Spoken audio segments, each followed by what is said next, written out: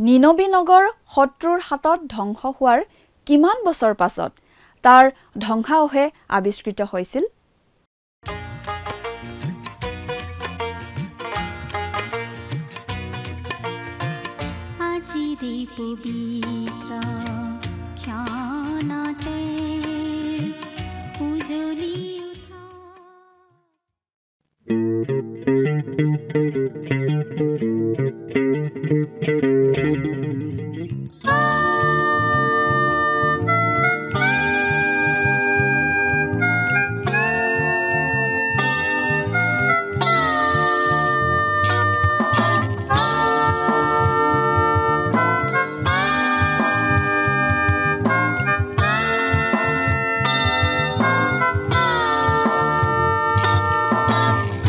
আজি আছো আমি কাইলৈ নাই, জীৱনথিৰ শুনাহে মানুহ ভাই, কি হ'ব মিছাতে পৰিচিকা চাই, গধূলি দেখিবা প্ৰভাত পৰহি যায়।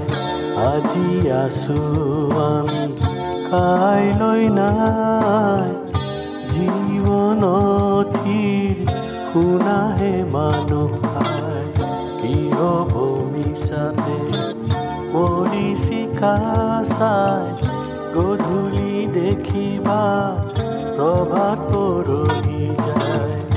আজি আছো আমি কাইলৈ নাই, জীৱনথিৰ শুনাহে মানুহ ভাই।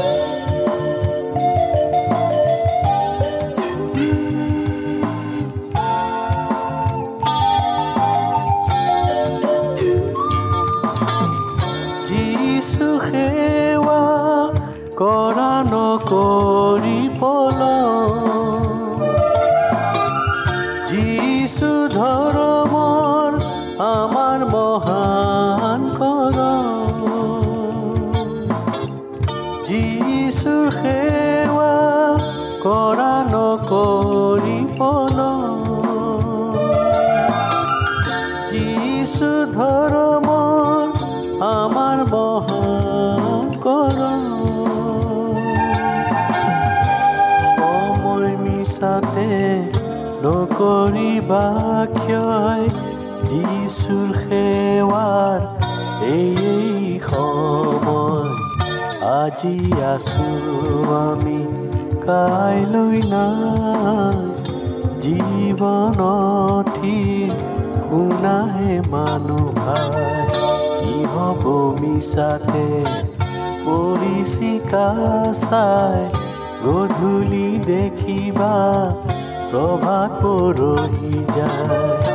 আজি আছো আমি কাইলৈ নাই, জীৱনথিৰ শুনাহে মানুহ ভাই।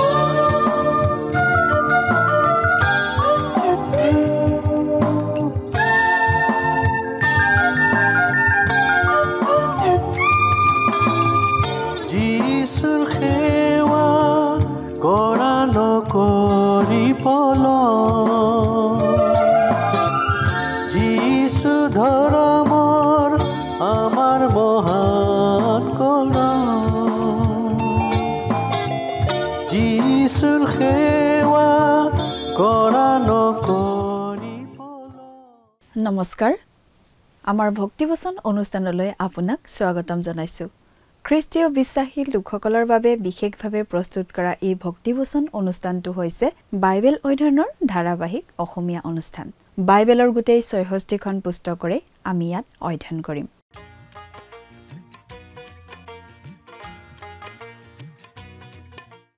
প্ৰিয় দৰ্শক, আপুনি যদি আমাৰ আগৰ অনুষ্ঠানটো শুনিছিল তেনেহলে আপোনাৰ নিশ্চয় মনত আছে যে আমি এতিয়া বাইবেলৰ পুৰণি নিয়ম খণ্ডৰ নহুম ভাৱবাদীৰ পুস্তকখন অধ্যয়ন কৰি আছো। যোৱা অনুষ্ঠানত আমি এই নহুম ভাৱবাদীৰ পুস্তকৰ 1 নম্বৰ অধ্যায়ৰ 9ৰ পৰা 15 নম্বৰ পদলৈকে পঢ়ি তাৰ ভিত্তিত আগবঢ়োৱা আলোচনা শুনিবলৈ পালো। আজিৰ অনুষ্ঠানত আমি নহুম ভাৱবাদীৰ পুস্তকৰ 2 নম্বৰ অধ্যায়ৰ 1ৰ পৰা 4 নম্বৰ পদলৈকে পঢ়ি তাৰ ভিত্তিত আগবঢ়োৱা আলোচনা শুনিবলৈ পাম। নহুমে ঘোষণা কৰিছে যে ঈশ্বৰে সম্পূৰ্ণ অন্ত পেলাব, অৰ্থাৎ অসুৰৰ শক্তি সম্পূৰ্ণৰূপে ধ্বংস হ'ব। এইটো জনাই দিয়া হৈছে যে নিনবীক দ্বিতীয়বাৰৰ বাবে সুযোগ দিয়া নহ'ব। ঈশ্বৰে যিহুদীসকলক জনাইছিল যে তেওঁ যিহুদীবিলাকৰ শত্ৰুক ধ্বংস কৰি তেওঁলোকৰ ওচৰলৈ মছিহ পঠিয়াবলৈ মনস্থ কৰিছে, যিজনে অতি আনন্দৰ খবৰ কঢ়িয়াই আনিব। নহুমে কোৱাৰ দৰে যীশুৱে কৈছিল, যিজনে শুভবাৰ্তা কঢ়িয়াই আনে, যিজনে শান্তি প্ৰকাশ কৰে, তেওঁৰ ভৰিবোৰ পৰ্বতবোৰত কিমান সুন্দৰ। যিজনে মংগলৰ শুভবাৰ্তা কঢ়িয়াই আনে, যিজনে পৰিত্ৰাণৰ প্ৰচাৰ কৰে, যিজনে চিউনক কৈছে তোমাৰ ঈশ্বৰে ৰাজত্ব কৰে। যীশুৱে দক্ষিণৰ যিহুদা ৰাজ্যলৈ লিখাৰ সময়ত বাবিল ধ্বংস হোৱাৰ কথা উল্লেখ কৰি এই কথা কৈছিল আৰু নহুমে উত্তৰৰ ৰাজ্যলৈ লিখি একেই কথা কৈছিল, কিন্তু অসুৰৰ বিষয়ে। পাচনি পৌলে ৰোমিয়াসকললৈ লিখা পত্ৰত এই কথা উদ্ধৃত কৰি কৈছে, শান্তিৰ শুভবাৰ্তা প্ৰচাৰ কৰা আৰু মংগলৰ শুভবাৰ্তা দিয়া লোকসকলৰ ভৰি কিমান সুন্দৰ। নহুমৰ 2 আৰু 3 অধ্যায়ত আমি নিনবী ধ্বংস কৰাৰ সিদ্ধান্তৰ বাস্তৱ ৰূপায়ণৰ মাজেৰে ঈশ্বৰৰ ন্যায় আৰু মংগল প্ৰদৰ্শিত হোৱা দেখিবলৈ পাওঁ। ঈশ্বৰে কেৱল নিনবী ধ্বংস কৰাৰ কথাই কোৱা নাছিল, কিন্তু তেওঁ যিদৰে কৈছিল তেনেদৰেই কৰিছিল, আৰু তেওঁ এই কাৰ্য কৰিছিল অতি উল্লেখযোগ্যভাৱে, সকলোৰে মনত থকা ধৰণে। 2 নম্বৰ অধ্যায়ত নহুমে ঈশ্বৰৰ পৰা অসুৰৰ ওপৰলৈ আহিবলগীয়া ভয়ংকৰ বিচাৰৰ ভৱিষ্যৎবাণী কৰিছে, আৰু ইতিহাসে ইয়াৰ আক্ষৰিক পূৰ্ণতাৰ সাক্ষ্য দিছে। ঈশ্বৰে অসুৰক কৈছিল, মই তোমাক কবৰ দিম, আৰু ঠিক তেনেকুৱাই হৈছিল। খ্ৰীষ্টপূৰ্ব 612 চনত অসুৰৰ বিৰুদ্ধে আহি অসুৰ ধ্বংস কৰা মাদিয়া বেবিলনীয় বাহিনীৰ কথা বুজাই নাহুমে কটুক্তিৰে অসুৰক কয়, তোমালোকে নিশ্চিতভাৱে নিজকে শক্তিশালী কৰাটো ভাল। অসুৰীয়াসকলে ভাবিছিল যে তেওঁলোকৰ ৰাজধানী কোনেও ধ্বংস কৰিব নোৱাৰে, কিন্তু ঈশ্বৰে জাতিটোক কৈছে তোমালোক ধ্বংস হবা। প্ৰিয় দৰ্শক, কথাবোৰ অধিক বহলাই চাবলৈ আহকচোন এতিয়া আমি মূল আলোচনাটোৰ মাজলৈ আগবাঢ়ি যাওঁ। আমাৰ পৰম পবিত্ৰ প্ৰভু যীশুখ্ৰীষ্টৰ নামত নমস্কাৰ। প্ৰিয় শ্ৰোতা, আশা কৰোঁ মহান পিতা পৰমেশ্বৰৰ মহান অনুগ্ৰহত আপুনি ভালে কুশলে আছে। যোৱা অনুষ্ঠানত আমি এই নহুম পুস্তকখনৰ 1 নম্বৰ অধ্যায়ৰ 9 নম্বৰ পদৰ পৰা 15 নম্বৰ পদলৈকে পঢ়ি আলোচনা আগবঢ়াইছিলোঁ, নহয়নে বাৰু? গতিকে আজিৰ অনুষ্ঠানত আমি এই নহুম পুস্তকখনৰ 2 নম্বৰ অধ্যায়ৰ 1 নম্বৰ পদৰ পৰাই আমাৰ আলোচনা আগবঢ়াই নিব খুজিছোঁ। এই নহুম পুস্তকখন এখন ভাৱবাণীমূলক পুস্তক, তথাপি ইয়াৰ যোগেদি আমাৰো শিকিবলগীয়া অনেক কথা আছে। প্ৰিয় শ্ৰোতা, এই নহুম ভাৱবাদীৰ পুস্তকৰ 2 নম্বৰ আৰু 3 নম্বৰ অধ্যায়ত আমি পাওঁ, নিনবী নগৰ ধ্বংস কৰিবলৈ ঈশ্বৰৰ যি সিদ্ধান্ত, সেই সিদ্ধান্ত কামত খটুৱাবলৈ ঈশ্বৰে মনস্থ কৰাৰ যোগেদি ঈশ্বৰৰ ন্যায় বিচাৰ আৰু সততা প্ৰকাশ পোৱাৰ বিষয়ে। ঈশ্বৰে কেৱল নিনবী ধ্বংস কৰাৰ বিষয়েই কথা কোৱা নাছিল, ঈশ্বৰে সঁচাকৈয়ে সেই কাম কৰিছিল, আৰু সেই কাম তেওঁ কৰিছিল অতি চকুত লগা ধৰণে। 2 নম্বৰ অধ্যায়ত নহুমে অসুৰীয়াবিলাকৰ ওপৰলৈ নামি আহিব ধৰা ভয়াৱহ সুধ বিচাৰৰ বিষয়ে ভাৱবাণী কৰিছে, আৰু এই ভাৱবাণীবিলাক আখৰে আখৰে ফলিওৱাৰ কথা ইতিহাসে প্ৰমাণ কৰে। 1 নম্বৰ অধ্যায়ত ঈশ্বৰে এই কথা অতি পৰিষ্কাৰ কৰি দি এই বুলি কৈছে, আৰু হে শত্ৰু, তোমাৰ বিষয়ে জিহুৱাই আজ্ঞা দিছে যে তোমাৰ নামৰ গুটি আৰু বোৱা নাযাব, তোমাৰ দেৱালবোৰৰ ঘৰৰ পৰা কটা মূৰ্তি আৰু সাঁচত ঢলা মূৰ্তি মই উচ্ছন্ন কৰিম, মই তাক তোমাৰ মৈদাম কৰিম, কিয়নো তুমি অধম। এয়া আছিল নহুম 1 নম্বৰ অধ্যায়ৰ 14 নম্বৰ পদ। অৰ্থাৎ ঈশ্বৰে অসুৰীয়া লোকবিলাকক কৈছে, মই তোমাক মৈদাম দিম, তোমাক কবৰ দিম, আৰু ঠিক তেনেদৰেই ঘটিছিল বুলি আমি বিশ্বাস কৰোঁ। এতিয়া 2 নম্বৰ অধ্যায়ৰ পৰা পাঠ কৰি দিম। 1 নম্বৰ পদটো প্ৰথমতে পঢ়ি দিছোঁ, শুনিবচোন। দুখৰ দুখৰকৈ ভাঙোতাজন তোমাৰ আগলৈ উঠি আহিছে, তুমি দুৰ্গ ৰক্ষা কৰা, বাটলৈ চাই থাকা, কঁকাল আতি বান্ধা, নিজকে অতিশয় বলৱান কৰা। ইয়াত সেই মাদিয়া বাবিলনীয়া সৈন্যবাহিনীৰ কথা কোৱা হৈছে, যি বাহিনী 612 খ্ৰীষ্টপূৰ্বত অচুৰীয়াবিলাকৰ বিৰুদ্ধে আহি তেওঁলোকক সমুলঞ্চে ধ্বংস কৰিছিল। সেয়া আছিল চাইৰেক্সাছ আৰু নবপলাছাৰৰ নেতৃত্বত ঘটা ঘটনা।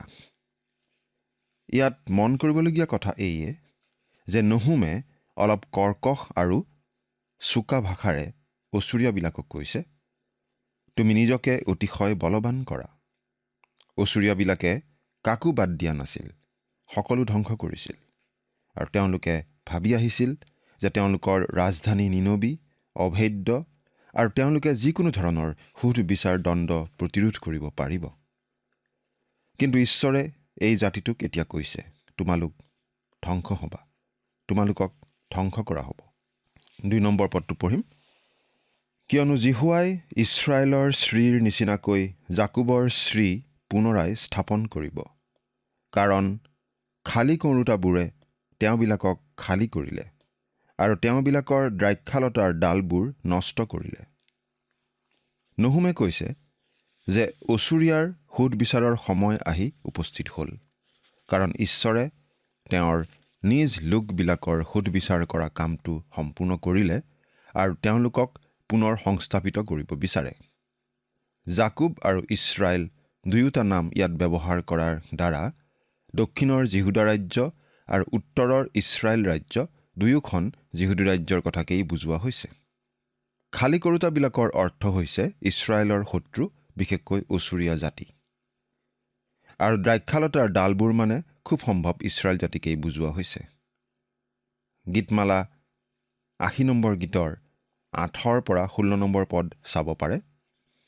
গীতমালা 80 নম্বৰ গীতৰ 8 পৰা 16 নম্বৰ পদ। এই অধ্যায়টো নহুমৰ বিশদ ভাৱবাণী।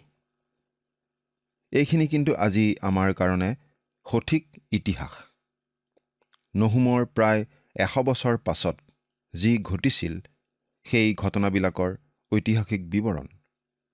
কিন্তু নহুমে আগতেই এই কথাবিলাক লিখি থৈছিল। অচুৰীয়া জাতিৰ ওপৰত ঈশ্বৰৰ সুধ বিচাৰৰ চৰম ৰূপটোৰ কথা, চূড়ান্ত পৰ্যায়টোৰ কথা ইয়াত কোৱা হৈছে। ইয়াত এই কথাটো কোৱা হৈছে যে অচুৰীয়াবিলাকৰ আৰু কেতিয়াও অভ্যুত্থান নঘটিব। অচুৰীয়াবিলাকে কেতিয়াও আৰু মূৰ দাঙি উঠিব পৰা নাই আৰু কেতিয়াও নোৱাৰিব। ঈশ্বৰৰ বাক্যত লিখা আছে যে বাবিলন পুনৰ উত্থিত হ'ব আৰু আন কিছুমান জাতিৰো পুনৰুত্থান হ'ব। কিন্তু প্ৰাচীন বিশ্বৰ এটা শক্তিশালী জাতি অচুৰীয়াবিলাকৰ পুনৰুত্থান হ'লে কেতিয়াও নঘটিব। সেই কথাটো ঈশ্বৰে অতি পৰিষ্কাৰভাৱেই জনাই দিছে। ইয়াত আচলতে নিনবী নগৰখন অধিকাৰ কৰাৰ এটা মন কৰিবলগীয়া ধৰণৰ বৰ্ণনা দিয়া হৈছে। সেই ঘটনাটো কিমান ভয়ংকৰ আছিল, এই দফাটোতে সেই কথা প্ৰকাশ পাই উঠিছে। আৰু এই অধ্যায়টোৰ ওপৰত আপুনি আচলতে এই বুলি লিখি ৰাখিব পাৰে, মানুহে যি বয় তাকেহে দাব। অচুৰীয়াবিলাক অতি নিষ্ঠুৰ জাতি আছিল। পৃথিৱীত তেনেকুৱা নিষ্ঠুৰ জাতি কমেই আছিল বা আছে। উদাহৰণস্বৰূপে সেই অচুৰীয়াবিলাকে শত্ৰুবোৰক দিয়া বিভিন্ন শাস্তিৰ ভিতৰত এনেধৰণৰ শাস্তি এটাও আছিল। তেওঁলোকে মানুহজনক মৰুভূমিৰ বালিত থুতৰিলৈকে পুতি ৰাখে। তাৰ পাছত মানুহজনৰ জিভাৰ মাজেৰে শলা এডাল সুমুৱাই দি মানুহজনক সেই গা পুৰি নিয়া গৰম ৰ'দত ৰাখি থয়। মানুহজন প্ৰথমতে পাগল যেন হয় আৰু তাৰ পাছত মৃত্যু হয়। অচুৰীয়াবিলাকে এনেকুৱা বিভিন্ন কাম কৰিছিল। শুনা যায় যে যেতিয়া অচুৰীয়াবিলাকে যুদ্ধযাত্ৰা কৰি গৈছিল, তেতিয়া বাটত যিমানবোৰ ঠাই পৰিছিল, সেই ঠাই বা দেশৰ মানুহবোৰে সেই নিষ্ঠুৰ অচুৰীয়াবিলাকৰ হাতত পৰাতকৈ আত্মহত্যা কৰাই ভাল বুলি ভাবিছিল আৰু আত্মহত্যা কৰিছিল। গোটেই প্ৰাচীন বিশ্বত অচুৰীয়াবিলাকক আন জাতিবিলাকে ইমান ভয় কৰিছিল তেওঁলোকৰ বৰ্বৰতাৰ বাবে। আমি এই নহুম পুস্তকত এতিয়া পাইছোঁ যে অচুৰীয়াবিলাকে আকৌ গতি কৰিছে, কিন্তু এতিয়া তেওঁলোকে পশ্চাদগতি কৰিছে। এতিয়া তেওঁলোক আক্ৰমণকাৰী নহয়, মাদিয়া আৰু বাবিলনীয়াবিলাকেহে তেওঁলোকক আক্ৰমণ কৰিছে। 3 নম্বৰ পদ, তেওঁৰ বীৰবিলাকৰ ঢাল বোলাই ৰঙা কৰা, পৰাক্ৰমীবিলাক সেন্দুৰ বৰণীয়া কাপোৰ পিন্ধা।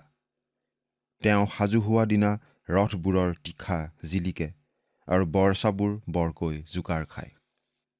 তেওঁৰ বীৰবিলাকৰ ঢাল বোলাই ৰঙা কৰা, তাৰমানে তেওঁবিলাকৰ ঢালবিলাক তেজেৰে ৰঙা কৰাৰ কথা কোৱা হোৱা নাই। ৰঙা বা সেন্দুৰীয়া ৰংটো অচুৰীয়াবিলাকে খুব ভাল পাইছিল। তেওঁলোকৰ প্ৰায় সকলো কলা শিল্প আদিত ৰঙা ৰংটো পোৱা যায়। তেওঁলোকে সকলো ৰঙা কৰিছিল। কিছুমানে ক'ব খোজে যে তেওঁলোকে তামৰ ঢাল ব্যৱহাৰ কৰিছিল আৰু তাত সূৰ্যৰ পোহৰ প্ৰতিফলিত হৈ ৰঙা যেন দেখা গৈছিল। তেওঁলোকে কিয় তেনেকুৱা কৰিছিল বাৰু? এই বুলি ভবা হয় যে তেওঁলোকৰ শত্ৰুক ভয় খুৱাবলৈকে তেওঁলোকে তেনেকুৱা কৰিছিল। যুদ্ধত আচলতে যথেষ্ট ফাঁকি দিয়া হয় আৰু শত্ৰুবোৰক যিমান পৰা যায় ভয় খুৱাবলৈ চেষ্টা কৰা হয়। নহুম ভাৱবাদীৰ পুস্তকত আমি ঈশ্বৰৰ নীতি কাৰ্যকৰী হোৱা দেখিবলৈ পাইছোঁ। এই বৰ্বৰ নিষ্ঠুৰ শত্ৰুবিলাকে যি সিঁচিছিল এতিয়া তাৰেই ফচল চপাব লগা হৈছে। যুদ্ধত সদায় শত্ৰুপক্ষক ফাঁকি দি ঠগাবলৈ চেষ্টা কৰা হয় আৰু খুব সম্ভৱ সেইকাৰণে অচুৰীয়াবিলাকে ৰঙা ৰংটো ব্যৱহাৰ কৰিছিল। পৰাক্ৰমীবিলাক সেন্দুৰ বৰণীয়া কাপোৰ পিন্ধা, এয়া আমি আকৌ ৰঙা ৰংটোকেই পাইছোঁ। অচুৰীয়াসকলৰ পিন্ধা সাজবোৰো ৰঙা আছিল। তেওঁ সাজু হোৱা দিনা ৰথবোৰৰ তীখা জিলিকে আৰু বৰচাবোৰ বৰকৈ জোকাৰ খায়। ৰথবোৰত যি যি যুদ্ধ সামগ্ৰী অস্ত্ৰ শস্ত্ৰ আদি আছিল তাৰে এটা উমান আমি ইয়াত পাওঁ। অচুৰীয়াবিলাকৰ ৰথবোৰ কাঠেৰে তৈয়াৰী নাছিল। মিছৰীয়াবিলাকৰ ৰথবোৰ সজাওঁতে যথেষ্ট পৰিমাণে কাঠ ব্যৱহাৰ কৰা হৈছিল, কিন্তু আমাৰ এই ধাৰণা হয় যে অচুৰীয়াবিলাকৰ ৰথ বেছি আধুনিক আছিল। ৰথ নিৰ্মাণৰ ক্ষেত্ৰত তেওঁলোক অতি আগৰণুৱা আছিল। 4 নম্বৰ পদ, নগৰৰ বাহিৰৰ ঠাইত ৰথবোৰ বলিয়াৰ দৰে চলিছে। সেইবোৰ মুকলি ঠাইত ইখনে সিখনে খুন্দা খাইছে। সেইবোৰ দেখিবলৈ আৰিয়াৰ নিচিনা। সেইবোৰ বিজুলীৰ নিচিনাকৈ অতি বেগেৰে গৈছে। 4 নম্বৰ পদত আমি শাস্ত্ৰ ব্যাখ্যা কৰাৰ এটা পদ্ধতি দেখা পাওঁ, যিটো ভুল পদ্ধতি। প্ৰথমতে আমি ক'ব খুজিছোঁ যে নহুমে ইয়াত অচুৰীয়াবিলাকৰ ৰথ আৰু শত্ৰুবিলাকৰ ৰথৰ মাজত চলা যুদ্ধৰ কথাহে কৈছে। আচলতে যেতিয়া শত্ৰুৱে অচুৰীয়াবোৰক আক্ৰমণ কৰিছিল তেতিয়া তেওঁলোকে অতি সুৰক্ষিত নগৰ নিনবীৰ মুখামুখি হ'ব লগা হৈছিল। এজন বিখ্যাত বুৰঞ্জীবিদৰ মতে সেই নিনবী নগৰৰ 1500টা স্তম্ভ আছিল আৰু প্ৰতিটো স্তম্ভ 200 ফুট ওখ আছিল। কিন্তু শত্ৰুৱে আক্ৰমণ কৰাৰ সময়ত টাইগ্ৰিছ নদী উপচি আহি বানপানী হৈছিল আৰু নগৰখনৰ এফালৰ দেৱাল খহাই পেলাইছিল। শত্ৰুবিলাকে যি কৰিব পৰা নাছিল নদীখনে সেই কাম কৰিলে। নিনবী নগৰৰ দেৱাল ভাঙি দিলে আৰু তেতিয়াহে শত্ৰুবোৰ ভিতৰ সোমাই নগৰত প্ৰৱেশ কৰিব পাৰিছিল। শত্ৰুবোৰে খেতি বাতিৰ বাবে ব্যৱহাৰ কৰা নলাবোৰ মুকলি কৰি দি ৰাজপ্ৰাসাদটো পানীৰে বুৰাই পেলাইছিল। এনেদৰেই শত্ৰুবিলাকে সেই নগৰখন অধিকাৰ কৰিলে। দেৱালখনৰ ফাঁট ইমান ডাঙৰ হৈছিল যে শত্ৰুবিলাকৰ ৰথ প্ৰৱেশ কৰিব পাৰিছিল। আৰু এই 4 নম্বৰ পদত আচলতে সেই সময়ত যি ধৰণৰ ৰথৰ যুদ্ধ হৈছিল সেই যুদ্ধৰ কথাকেই কোৱা হৈছে। অৱশ্যে এইবিলাক এই ঘটনা ঘটাৰ 100 বছৰমান আগতেই লিখা হৈছিল আৰু সেইমতে সেইবোৰ ঘটিছিল। ভাৱবাণী ব্যাখ্যা কৰাৰ এটা ধৰণ আমি অতি বেয়া পাওঁ, কিন্তু আজিকালি বহুতে তেনেধৰণেই ব্যাখ্যা আগবঢ়াব খোজে। উদাহৰণস্বৰূপে কিছুমান মানুহে ক'ব খোজে যে এই পদটো মটৰ গাড়ীৰ বিষয়ে কৰা ভৱিষ্যৎবাণী, কিন্তু এইটো উদ্ভট কল্পনা মাথোন। আমি ভাৱবাণী অধ্যয়ন কৰাৰ প্ৰতি মানুহৰ মাজত যথেষ্ট কৌতূহলৰ জন্ম হোৱা দেখা পাইছোঁ, কাৰণ পৃথিৱীখনত ডাঙৰ ডাঙৰ আৰু চমকপ্ৰদ ঘটনাবোৰ ঘটি আছে। কিন্তু ভাৱবাণীৰ ক্ষেত্ৰত আমি অতি গূঢ়া নাইবা বেছি মুকলি মনৰ হৈ পৰাৰো সম্ভাৱনা থাকে। গূঢ়া লোকে মন সলনি কৰিব নোৱাৰে আৰু বিষয়টো সলনি নকৰে। বহুতো লোকে আজি কেৱল ভাৱবাণীক লৈয়ে ব্যস্ত আৰু ব্যাখ্যা কৰাৰ ক্ষেত্ৰত অতি সংকীৰ্ণ মনৰ হৈ পৰে। কিন্তু ইয়াত পোৱা ভাৱবাণীটো মটৰ গাড়ীৰ সৈতে জড়িত নহয়। আপুনি নিশ্চয় তেনেকুৱা ধৰণৰ ব্যাখ্যা গ্ৰহণ নকৰিব, কাৰণ মটৰ গাড়ীয়ে ৰাস্তাত বলিয়াৰ দৰে নচলে। অৱশ্যে যেতিয়া ট্ৰেফিক জাম হয়, সেই ট্ৰেফিক জামৰ সময়ত ড্ৰাইভাৰৰ খং উঠে, কিন্তু মটৰ গাড়ীখন বলিয়া নহয়। কেতিয়াবা কিবা যান্ত্ৰিক বিজুতি ঘটিলে গাড়ীখন হয়তো নচলা হ'বও পাৰে আৰু হয়। কিন্তু মটৰ গাড়ীবোৰে আলিবাটত ইখনে সিখনে খুন্দা খুন্দি লাগি নুফুৰে। আচলতে এখনে আনখনৰ লগত খুন্দা লাগিলে গাড়ীখন বেয়াহে হ'ব। মুঠতে মটৰ গাড়ীয়ে মুকলি ঠাইত ইখনে সিখনে খুন্দা খুন্দি কৰি নুফুৰে। তেনেহ'লে নগৰৰ বাহিৰৰ ঠাইত ৰথবোৰ বলিয়াৰ দৰে চলিছে, সেইবোৰ মুকলি ঠাইত ইখনে সিখনে খুন্দা খাইছে। এই বুলি কওঁতেনো নহুমে বাৰু কি বুজাইছে? সেই অচুৰীয়াবিলাকৰ ৰথৰ চকাৰ কুন্দাত অতি চোকা চুৰি লগোৱা হৈছিল। তৰোৱাল নাইবা কাঁচিৰ নিচিনা অতি ভয়ানকভাৱে চকাৰ পৰা দুয়োপিনে বাহিৰলৈ ওলাই থাকে। ৰথৰ চালকজনে ৰথখন শত্ৰুৰ ৰথৰ যিমান পাৰে সিমান ওচৰলৈ লৈ যায় আৰু চকাত লগোৱা সেই চোকা অস্ত্ৰপাতেৰে শত্ৰুৰ ৰথৰ কাঠৰ চকা কাটি পেলায়। ৰথখনৰ এফালৰ চকা কাটি পেলালেই ৰথখন অকামিলা হৈ পৰিছিল। ইয়াত ৰথবোৰ ইখনে সিখনে খুন্দা খাইছে বুলি কওঁতে আচলতে নহুমে তাকেই বুজাইছে বুলি আমি অনুমান কৰিব পাৰোঁ। ইয়াত নিশ্চয় মটৰ গাড়ীৰ বিষয়ে ভৱিষ্যতবাণী কৰা হোৱা নাই। সেইবোৰ দেখিবলৈ আৰিয়াৰ নিচিনা, সেইবোৰ বিজুলীৰ নিচিনাকৈ অতি বেগেৰে গৈছে। সেই সময়ত ৰথবোৰ অতি বেগেৰে চলিছিল। অৱশ্যে আজিৰ দিনৰ তুলনাত সেই গতি অতি কম যেন লাগিব। অচুৰীয়াসকলে ৰথেৰে যুদ্ধ কৰাৰ কৌশল অতি ভালদৰে আয়ত্ত কৰিছিল আৰু শত্ৰুবোৰে যেতিয়া লগ ধৰিছিল তেতিয়া নগৰৰ বহল ঠাই আৰু নগৰৰ বাহিৰত যুদ্ধ চলিছিল অতি ভয়াৱহ আৰু মনত শংকা জনোৱা ধৰণে। নহুমে ইয়াত এনে যুদ্ধৰ কথাই কৈছে। ঈশ্বৰৰ বাক্যৰ পৰা আমি নৈতিক আৰু আত্মিক শিক্ষা আহৰণ কৰোঁ আৰু জীৱনৰ বাবে প্ৰয়োজনীয় ব্যৱহাৰিক প্ৰয়োগ বিচাৰি পাব পাৰোঁ।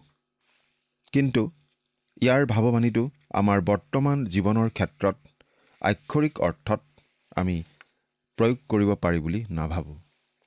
নহুমৰ পুস্তকখন সঁচাকৈয়ে কি গুৰুত্বপূৰ্ণ আপুনি লক্ষ্য কৰিছেনে প্ৰিয় শ্ৰোতা? ঈশ্বৰৰ বাক্যৰ ব্যাখ্যাৰ এটা মূল্যৱান নীতি আমি ইয়াত পাইছোঁ। উদাহৰণস্বৰূপে যেতিয়া আমি যিচয়া ভাৱবাদীৰ পুস্তকৰ 17 নম্বৰ অধ্যায়ৰ 10 নম্বৰ পদত এই বুলি পঢ়িবলৈ পাওঁ, এই নিমিত্তে তুমি সুন্দৰ সুন্দৰ পুলি ৰুইছা আৰু তাৰ মাজত বিদেশী কলম লগাইছা। তেতিয়া আমি সেই দেশত এতিয়া প্ৰচুৰ পৰিমাণে পোৱা সুমথিৰাৰ গছৰ কথা ইয়াত কোৱা হৈছে বুলি ধৰিব নোৱাৰোঁ। আচলতে ইছৰাইল দেশতেই সুমথিৰা প্ৰচুৰ উৎপন্ন হৈছিল আৰু চলোমন ৰজাৰ দিনতো প্ৰচুৰ পৰিমাণে সুমথিৰা পোৱা গৈছিল। আচলতে আমি এই কথাটো ক'ব খুজিছোঁ যে শাস্ত্ৰৰ কোনো এটা অংশ যদি কোনো বিশেষ সময়ৰ বিশেষ জাতি বা পৰিস্থিতিৰ বিষয়ে লিখা হৈছে, তাক আমি আধুনিক কৰি আমাৰ নিজৰ সময়ৰ লগত মিলাই দিব নোৱাৰোঁ। আমি আকৌ উল্লেখ কৰিব খোজোঁ যে জোনা ভাৱবাদীৰ পুস্তক আৰু এই নহুম ভাৱবাদীৰ পুস্তক একেলগে আলোচনা কৰিবলগীয়া পুস্তক। জোনা ভাৱবাদীৰ পুস্তকত আচলতে আমি ভাৱবাণী নাপাওঁ, কিন্তু নিনবী নগৰলৈ সেই জোনাই শুভবাৰ্তা বিলাবলৈ মিছনেৰী হিচাপে যোৱাৰ বিৱৰণহে আমি তাত পাওঁ। জোনাৰ সেই বাৰ্তা শুনি নিনবী নগৰৰ গোটেইবিলাক মানুহ মন পালটন কৰি ঈশ্বৰলৈ ঘূৰিছিল আৰু ঈশ্বৰে তেওঁবিলাকক শাস্তিৰ পৰা ৰেহাই দিছিল। তেওঁবিলাকক এটা সুবিধা দিছিল। কিন্তু সময় বাগৰি গ'ল। সময় বাগৰি যোৱাৰ লগে লগে সেই নিনবীবাসী ঈশ্বৰৰ পৰাও আঁতৰি গ'ল, পুনৰ বেয়া পথলৈ ঘূৰি গ'ল। জোনাৰ 100 বছৰ পাছত ঈশ্বৰে এই নহুম ভাৱবাদীক গঢ়ি তুলিলে আৰু নহুমৰ গোটেই বাৰ্তাটো সেই নিনবী নগৰৰ বিৰুদ্ধেই। গতিকে নিনবী নগৰখন সম্পূৰ্ণৰূপে ধ্বংস হ'ব বুলি কৰা ভাৱবাণী আমি এই নহুম ভাৱবাদীৰ পুস্তকখনত পাওঁ। সেই নিনবী নগৰখন ইমান সম্পূৰ্ণৰূপে ধ্বংস কৰা গৈছিল যে সেইখন আৰু পুনৰ নিৰ্মিত হোৱা নাই। 1850 চনত খনন কাৰ্য কৰি নিনবী নগৰখনৰ ভগ্নাৱশেষ আৱিষ্কাৰ কৰা হৈছে আৰু সেই খনন কাৰ্যৰ যোগেদি এই নিনবী নগৰ আৰু অচুৰীয়া সভ্যতাৰ বিষয়ে বহু কথা জানিব পৰা গৈছে। কিন্তু সকলোতকৈ ডাঙৰ কথা যে নহুম ভাৱবাদীৰ যোগেদি ঈশ্বৰে যেনেদৰে আগতে জনাই দিছিল ঠিক তেনেদৰেই সেই নিনবী নগৰ শত্ৰুৰ হাতত সম্পূৰ্ণৰূপে বিনষ্ট হৈছিল। তেনেদৰে বিনষ্ট হোৱাৰ পিছত আৰু নিনবী নগৰ কেতিয়াও পুনৰ নিৰ্মিত হোৱা নাই। সেই অচুৰীয়া সভ্যতা চিৰদিনৰ কাৰণে ধূলিসাৎ হৈছিল। সেই সভ্যতা আৰু কেতিয়াও পুনৰুত্থিত হোৱা নাই। সেই অচুৰীয়া লোক ইতিহাসৰ পাতৰ পৰা সম্পূৰ্ণৰূপে হেৰাই গ'ল। ঈশ্বৰে আগতে জনাই দিয়া কথা আখৰে আখৰে ফলিয়ালে। ঈশ্বৰৰ বাক্য যে কেতিয়াও বিফলে নাযায়, সেই কথাটো আমি আকৌ এবাৰ ভালদৰে বুজি পাওঁ যেতিয়া আমি এই নহুম ভাৱবাদীৰ পুস্তকৰ কথাখিনি পঢ়োঁ আৰু ইতিহাসৰ বুকুত সেই কথাৰ সফলতাৰ কথা আমি বিচাৰি পাওঁ। প্ৰিয় শ্ৰোতা, ঈশ্বৰৰ সেই বাক্যৰ প্ৰতি সঁহাৰি জনাই আপুনি বাৰু জীৱন যাপন কৰি আছেনে? যি বাক্য কেতিয়াও অথলে নাযায়, চিন্তা কৰি চাওকচোন। ঈশ্বৰে আপোনাক আশীৰ্বাদ কৰক। আমেন।